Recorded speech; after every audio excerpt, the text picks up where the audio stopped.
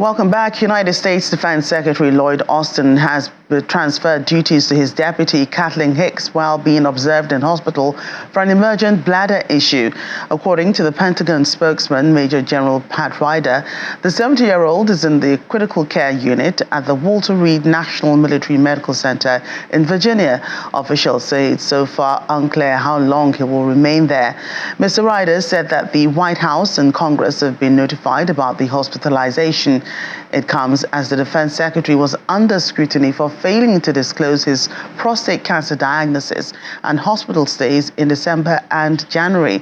Mr. Austin was scheduled to travel to Brussels this week for a Wednesday meeting on the ongoing war in Ukraine. It's not yet clear if his hospital stay will impede those plans. A quick check in Pakistan now, where the final results of the national election puts independents backed by jailed former Prime Minister Imran Khan in the lead with 95 of the 264 seats. But thousands of Mr. Khan supporters have blocked key highways and started a day-long strike in southwest Pakistan to protest against the alleged rigging of last week's elections. Pakistan-based political analyst Amber Rahim Shamsi says prolonged legal proceedings, protests, and potential for violence have raised questions on the legitimacy of the election. However, the Election Commission says it's setting up 4 counters to facilitate candidates who want to file petitions against the results of the elections.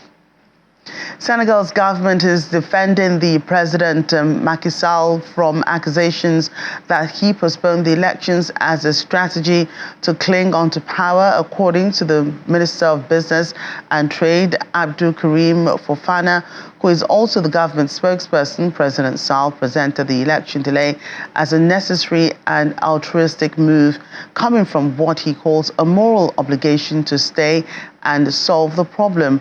When President Sall controversially called off this month's election at short notice, he had cited a row over the eligibility of candidates. The decision has been met with widespread international condemnation, including from the West African regional bloc ECOWAS, amid fears that it could threaten one of the region's most stable democracies. It has also sparked furious protests in which 3 people have died. The UN Secretary General has also urged national stakeholders in Senegal to engage in a dialogue to ensure the presidential elections hold within the framework designated by the Constitution. The Secretary General is closely following with concern the developments in Senegal. The Secretary General urges national stakeholders to engage in dialogue, uphold a peaceful political environment, refrain from the use of violence, and to ensure the holding of an inclusive and transparent presidential elections within the framework designated by the Senegalese constitution. The Secretary General reaffirms the United Nations commitment to continuing to support the consolidation of democracy and promotion of peace, stability, and development in Senegal. Well, Nigeria needs to take the lead in helping Senegal recover from its political crisis. That appears to be the suggestion made by former permanent representative at the Ministry of Foreign Affairs, Ambassador Joe Keshi. In an interview on the channel's television's diplomatic channel with our foreign affairs correspondent, Amarachi Ubani, Ambassador Keshi says there's no telling what could happen between now and the new date of December 15 for the presidential election. You know, I look back to 1999 when we were having, we are at the crossroad in terms of Liberia and Sierra Leone, for example. And when President Obasanjo took over, there was a proposal about the peace talks, and the outgoing regime had actually ruled that Nigeria should not be part of the peace process. But Obasanjo overruled that, and Nigeria became part of the peace process. But he did not stop there. He did a whistle, whistle tour of the region, beginning from Benin, and covered the 16 countries in under 2 days. I remember he landed in Togo at 2 a.m. in the morning. It was where, they agreed, the agreement we had drafted to end the Israeli war was eventually approved. 2 a.m. in the morning. And I think that, look, somebody within the ECOWAS region, maybe the Nigerian head of state needs to undertake such a similar visit. I can assure you it will help a lot. Nigeria has stopped engaging these countries, ECOWAS for a long time. I cannot guarantee. We need to actually find out if during the Buhari administration, the Buhari administration, how many times the Buhari Minister for Foreign Affairs and the Buhari himself actually took a tour of the West Coast. So we virtually have lost ground in this region. So there's a need for some leader or leadership to take charge of this situation and see how they can manage the process. Part of what's going on in the ECOWAS sub-region is that you do not have that kind of leadership we had 2 years ago, actively engaging elements in the region to find solutions to some of these crises. Well, President Macky Sall is still in Dakar. We have already established as a man who said he has no intentions of staying another term in office. He's done 2 terms, second term expiring on April 2nd. What do you think could change between now and the December dates that he has set? Look, a lot could happen. Number one, more people could be disqualified. Number two, he might decide that given the circumstances, he will continue to stay in power. We've seen these things in different countries. Remember, halfway down the line, even in Nigeria, President Babangida initiated how many years transitional program, which he ended up banning everybody until there were no more people to be banned and a new set of actors. Even then, the election was annulled. So you can almost predict these scenarios, these events happening all over and over again in this region. His preferred successor that you said he has no confidence, I think is the Prime Minister. He also is not happy that the election was, yes, I think he also is not happy the way the election was postponed and what has been going on. So there's certainly going to be some little disagreement between both sides. And that is trying to create another problem domestically.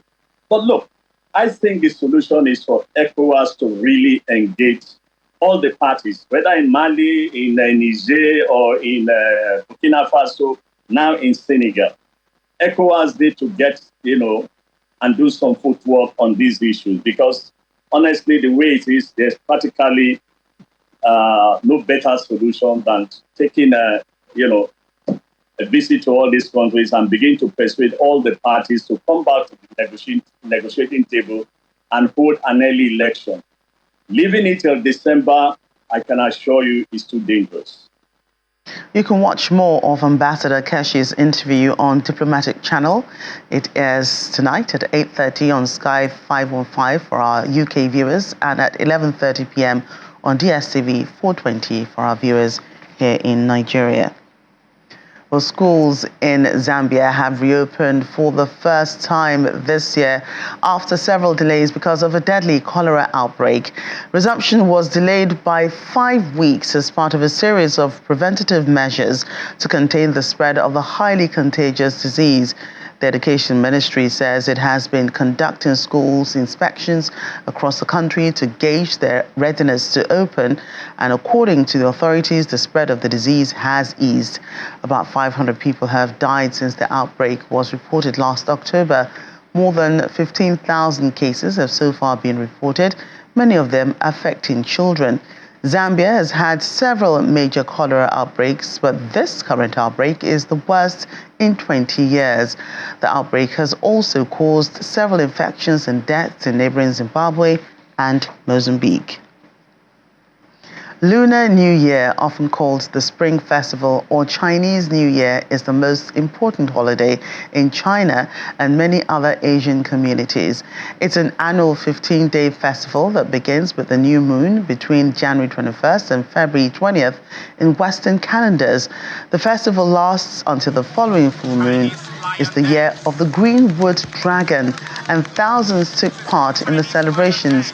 Each upcoming year is associated with its own animal, element, and color.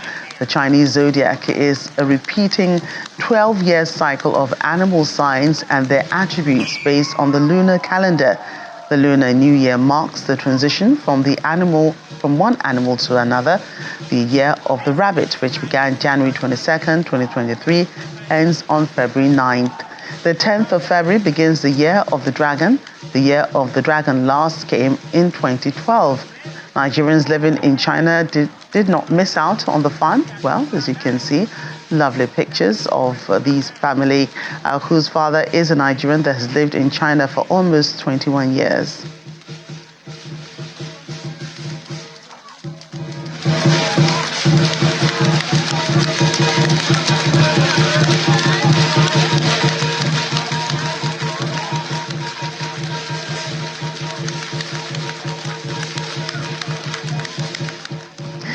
Well, I'm also brightly dressed in red here, as we're pleased to speak with Maximus Ogbonna, President Emeritus of the Nigerian community in China.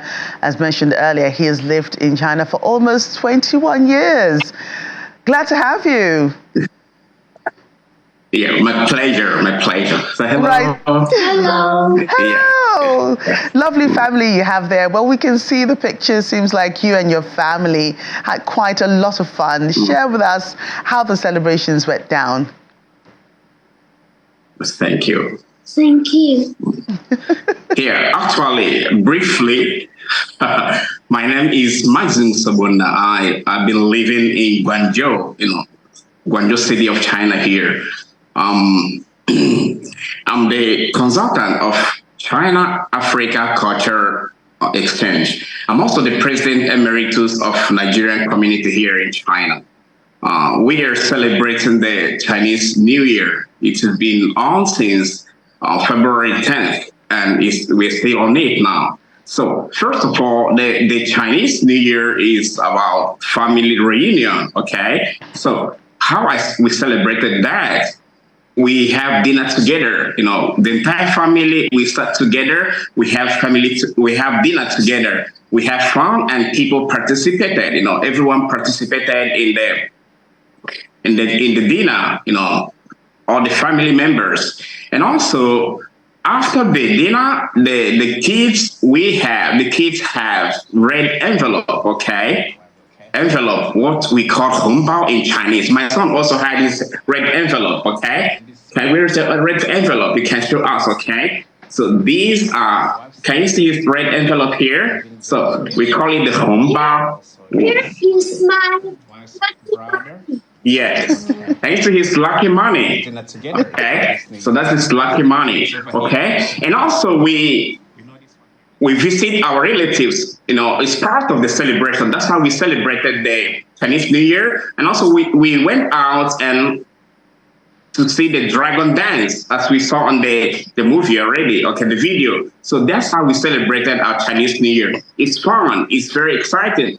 Full of activities, full of fun, okay? So for about 9 days, official holiday. Right, and what made this year's celebration stand out from previous ones? We see it's the year of the dragon. Yes, you said it already. Yeah, it's the year of the dragon, China has, 12 animals in the cycle. Every year, one animal represents the Lunar New Year. So this year is the year of the dragon. What made this year different from other years is, for example, as we are celebrating the Lunar New Year, the Spring Festival, the Chinese New Year, which occurred on February 10th, we also remember that China established bilateral ties with Nigeria on the same date of February 10th, 1971. That's what made it different. And also what made it different is that they invited me, the Chinese people invited me in another city, Huyen City. I went there and they say I am the first African to have visited their county, the town. So I was very surprised. I thought it was a joke, but they say, yes, you are the first African. So that's what made this year different from other years. Okay. And what do you make of the Nigeria-China bilateral relations, which you said the February 10th, 1971 was when they signed a particular agreement? So, I mean, how has that, gotten on? You've been in China for over 2 decades, well, just slightly over two decades. I mean, what do you make of the relationship? Yeah, China-Nigeria bilateral relationship has been on a good footing. It has been five decades ago, exactly in 1971, February 10th. That's when they signed a bilateral agreement. And since that time, it has been on a good footing. Okay, so I think there should be a mutual trust, mutual understanding, mutual respect, and mutual, going together. The two countries, they've been doing well economically. Okay, we hope also they continue to do well. For example, the seaports, Lekki Seaport, Deep Seaport, which is the biggest in West Africa, it was constructed by the Chinese, by Chinese engineers, okay? And they have helped in renovating our airports, okay? Also, remember the Blue and Red Line railway, light rail connecting Ibadan and Lagos. So these are bilateral relations, okay? And also the trade volume between China and Nigeria. The last one here, the current one here is 26.2 billion US dollars. So it has grown so much, okay? So, but China exports more to Nigeria than Nigeria exports to China. So it's still lopsided. We hope we can export more to China. What we export more is about, primary products like crude oil and gas, while China exports finished products to Nigeria. So we hope we can also export more to China so that the export, okay, will not be one-sided or will not be lopsided. So generally, the bilateral relationship between China and Nigeria have been on good footing, has been going on very well with mutual trust and a win-win situation between both sides. Right, sir. I must thank you for sharing your time with us today and, the celebrations as well. I see the young man yawning there. He must be tired. Thank you for your time and, bye. Happy celebrations for the rest of the time that you're celebrating. Thank you. Thank you. Thank you and goodbye. Say goodbye. Bye-bye. Oh, wow. And still to come on the program. Despite the AFCON final loss, Nigerian football fans living in South Africa expressed admiration and support for the Super Eagles' impressive journey at the tournament. Please stay with us.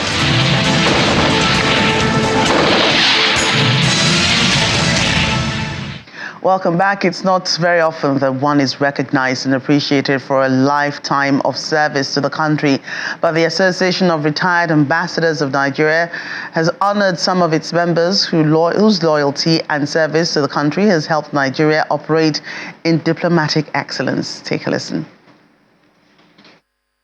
Hopeful retirees. It is not every day that former ambassadors are honored in Nigeria. Many times, diplomats fade into quiet lives, sometimes marked by special interviews during which they are called on to provide analysis and guidance on issues of foreign policy. Professor Bolaji Akiemi is a distinguished intellectual and former External Affairs Minister of Nigeria. But this occasion is different. Retired ambassadors are invited alongside their families to be specially recognized in an awards ceremony holding simultaneously in Lagos and in Abuja and transmitted via Zoom to members unable to attend. Congratulations on behalf of our country. Congratulations. Thank you. Thank you very much. Thank you very much, sir. Congratulations, sir. Congratulations. Congratulations. You are showing that the retired ambassadors, although they are retired, they are not tired. So we thank God for you. We also thank God also that you are doing your best to improve the image of our dear country. By the grace of God, I return to what we were in our early days when we were in the foreign service. The work of our heroes passed to die in vain. There were more awards, posthumous and honors for retired ambassadors, bringing smiles and warmth to their families and loved ones, letting them know a lifetime of service has not gone in vain. Amarachi Ubani, Channel Television News. Well, it was expected to be Nigeria's big night as football fans turned out in large numbers at the Unicon Stadium here in Lagos to show support to the Super Eagles of Nigeria in the AFCON final showdown. The game, however, did not turn out as they had expected, as the Ivorians ended Nigeria's hopes for a fourth AFCON title.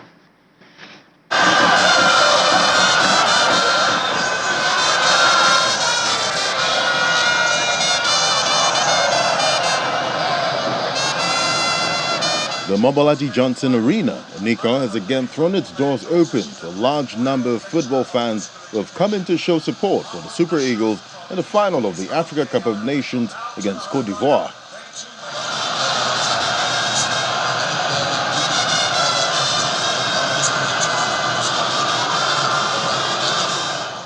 Football Supporters Club, who were not in Abidjan, also made their presence felt in Lagos.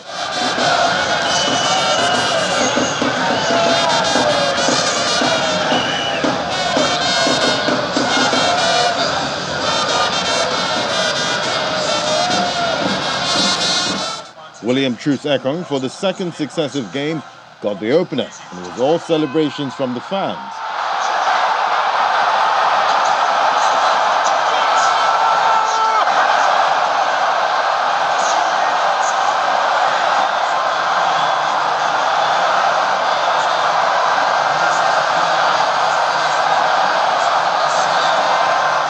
However, the hosts fought back in the second half to dampen the hopes of fans for a fourth African title for the Super Eagles.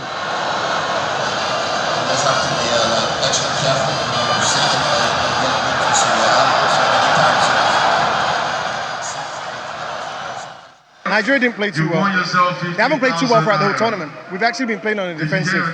And we've been, I don't want to say lucky, but we've been managing game after game after game. And we got found out today. Ivory Coast pressed us from the start.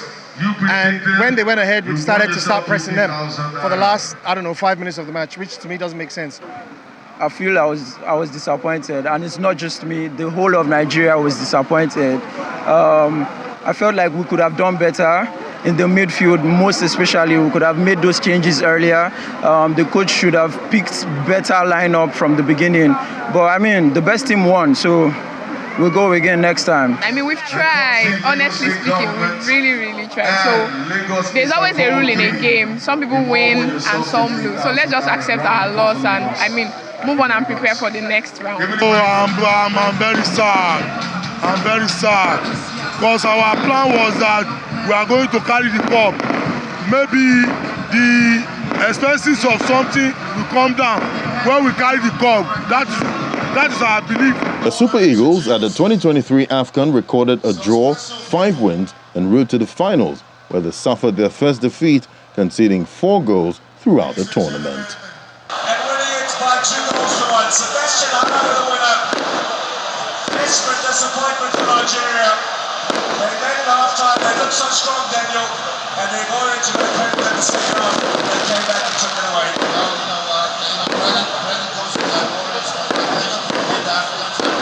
Nobody saw it coming, but like I did say, how much can you sit back and absorb? How much can you sit back and absorb? And they kept asking the question.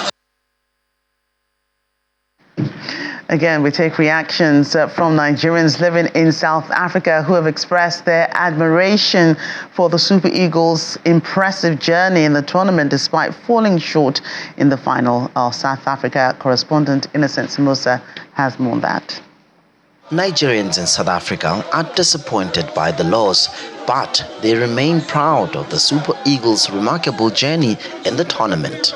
Well, it's a game, and when you have a game, there should be a winner and there will be a loser. And in this case, we don't consider ourselves as losers, but we consider ourselves as, one of the winners of this competition, coming second, after Cote d'Ivoire. You could see the environment that everybody was happy by the time we scored the first goal, and everybody, we are united as a country. No bias, no religious bias, no ethnic bias. We are just one people, and we supported our team to the very end.